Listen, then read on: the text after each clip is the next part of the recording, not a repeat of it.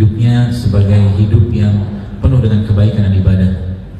Maka alhamdulillah adalah kalimat atau kata terbaik yang mungkin sering harus kita ucapkan atau kita sampaikan kepada Allah atas begitu berlimpahnya rahmat, nikmat, taufik dari Allah saat ini sekalian. Dan selalu taslim kita sampaikan kepada Nabi besar Muhammad SAW. Semoga kita bisa meneladani beliau, tidak hanya meneladani tapi menjadikan beliau dan generasi terbaik yang pernah hidup saat itu menjadi contoh terbaik kita. Islam tidak butuh motivator manapun. Islam tidak butuh motivator dari luar Islam, karena motivatornya adalah Islam itu sendiri. Kalau zaman sekarang banyak sekali orang-orang yang mengambil hikmah-hikmah atau mungkin motivasi-motivasi dari orang-orang di luar Islam, maka kita perlu belajar bahwa sebenarnya Islam sudah cukup memiliki tokoh-tokoh itu. Kalau zaman sekarang ada Batman, Superman yang nggak jelas itu. Islam, kalau Bapak Ibu teman-teman sekarang membaca kisah penaklukan Madain, yang itu sebuah kisah yang membuat saya sering saya sampaikan bagaimana Sa'ad bin Abi Waqqas radhiyallahu anhu dengan 30.000 pasukan berkudanya melewati sungai berjalan di atas air.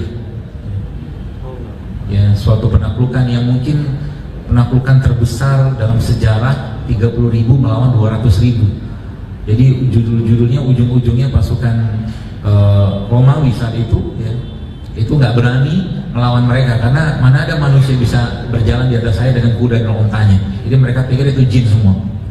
Akhirnya mereka kabur, nggak berani melawan gitu. Penaklukan Madain. Jadi kamu bisa baca itu di buku 4 Khalifah yang Agung atau di kisahnya Umar itu ada, karena penaklukan Madain itu terjadi di kisahnya Umar.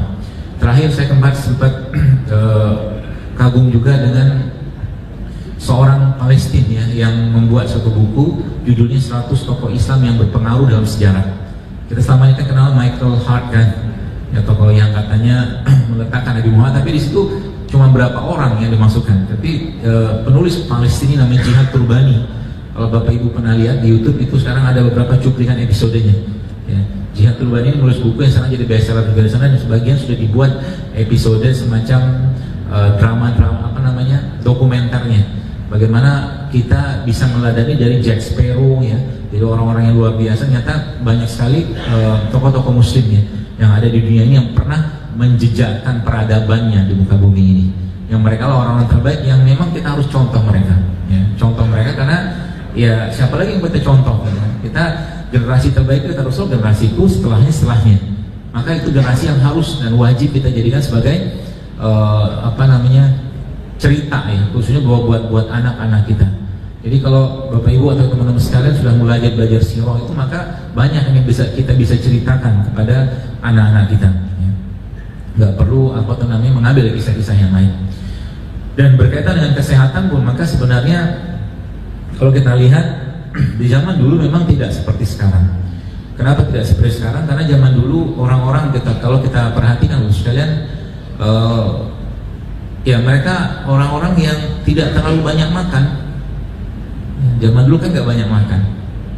Tanda-tanda orang banyak makan apa? Gemuk. Ya apa lagi? Banyak makan ya pasti gemuk gitu secara umum sih.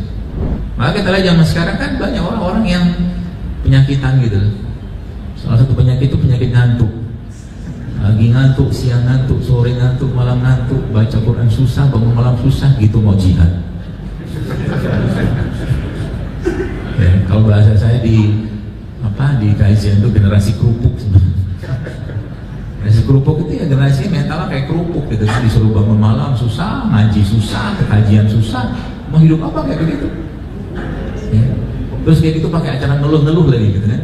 Gaji sedikit lah, ini sedikit, macam-macam gitu kan. Kita perlu belajar dari, kalau teman-teman baca lihat aja di YouTube, ada satu sahabat namanya Khabbab bin Al-Arat, seorang sahabat yang luar biasa penderitaannya untuk memegang Islam ya. Jadi kalau kita melihat mereka itu malu kita ngeluh ya.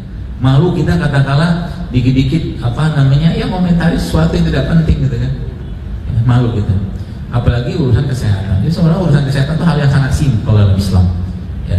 Jadi kalau kita bicara tentang bab kesehatan atau pengobatan, itu bab yang paling mudah. Ya. Kalau ditanya sekarang, siapa di sini yang mau sehat? Semua angkat tangan, ya kan? Coba saya tanya, siapa yang mau sehat gitu kan?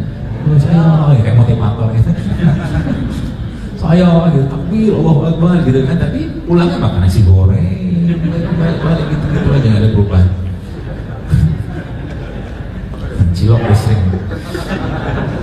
Jadi sebenarnya kalau kita ngikutin Islam, Bapak sekalian, teman-teman sekalian, adalah agama yang sangat low budget dalam urusan kesehatan. Ya, sangat low budget dalam urusan kesehatan. Jadi kalau kita mau sehat sebenarnya nggak perlu banyak-banyak dana. Ya, puasa Daud aja pasti sehat kan? Tiap hari puasa, selang-seling puasa yang mereka sebut sebagai alternative fasting atau puasa ya selang-seling gitu ya. Pasti sehat. Apalagi saya sampaikan kalau kita ngikutin formulanya Rasulullah maka sederhana sekali. Jadi kalau Bapak Ibu teman-teman lihat di gambar ini ya, apa namanya di sini, ini ada hal yang menarik kemarin sempat saya share. Kan? Jadi kalau nabas itu secara umum ya, kalau kita lihat tubuh kita itu bisa melakukan namanya apoptosis. Apoptosis itu dia bisa bunuh diri sendiri. Jadi sel yang rusak itu dia bisa bunuh diri sendiri. Kalau teman-teman baca di situ maka akan ketahuan within 11 sampai 14 hari. Jadi bunuh diri sel kita itu terjadinya 11 sampai 14 hari. Jadi kalau kita lihat di sini ya, kalau sebenarnya mungkin kita bicara mobil lah, sebelah mobil Toyota misalkan, gitu kan, atau Suzuki atau mobil apapun lah. Kan ada misalkan ada servis tahunan, servis bulanan, servis apalah gitu. Nah, tubuh kita juga sama. Ada hubungan apa 11, 14 nya sama 1 tahun? Maka kalau kita ambil rata-ratanya 365 dibagi 12 maka ketemu angka 30. Maka orang yang nggak Islam sekalipun sebenarnya kalau baca ini dia harus tahu dalam 1 tahun dia wajib stop makan selama 30 hari. Kalau biasa Islam kan ya. Kalau 365 itu dibagi 12 kan tentu memang 30 hari itu dapatnya dari tadi dibagi 12. Jadi memang selama 1 bulan penuh itu memang Allah menginginkan kita tidak banyak makan. Untuk apa? Untuk selnya bisa bekerja, untuk selnya bisa membunuh dirinya sendiri. Sayangnya di negeri kita Ramadan justru malah inflasi paling besar, ya kan? Gara-gara apa? Silok. Gara-gara konsumtif kan?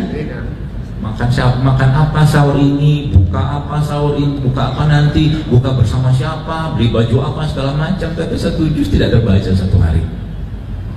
Gitu. Maka Islam itu agama yang sangat-sangat sehat sebenarnya. Ya, Anda bayangkan kalau seandainya kita ikuti pola-pola ini dosa, dan tadi saya sampaikan bahwa Islam ya sekalian sudah memiliki pola yang sangat jelas karena memang Allah yang menciptakan kita gitu. Allah menciptakan kita dan pasti Allah sudah tahu masalahnya apa. Ya, sebelum katakanlah tertulis semua di Lauhul Mahfuz katakanlah dengan kitab itu tuh kitab yang mulia itu, maka Allah sudah tahu bahwa apa yang bakal terjadi sekarang. Apa Allah nggak tahu sekarang banyak orang gemuk? Tahu. Nah kan Nabi bilang kan, kalau Anda baca kemarin itu kan, aku lihat di kalangan umatku banyak dari mereka yang gemuk. Nabi gitu. Apa Allah nggak tahu sekarang banyak penyakit kanker autoimun? Allah pasti tahu. Bagaimana solusinya? Kembalikan saja bagaimana Islam mengajarkan itu semua ya. Bagaimana proses-proses detoksifikasi itu bisa kita manfaatkan ya. Jadi kata kuncinya kalau mau sehat mulai sekarang jangan banyak makan. Siap gak? Kenapa sedih gitu? Justru malah dinikmati laparnya. Karena sebagian besar dari kita sudah banyak energi dan tenaga yang berlebih gak kepake. Taunya dari mana? Dari lipatan di pinggang. Dan itu banyak kan, saya sengaja nyinggung-nyinggung ini supaya sadar, kembalilah ke jalan yang benar.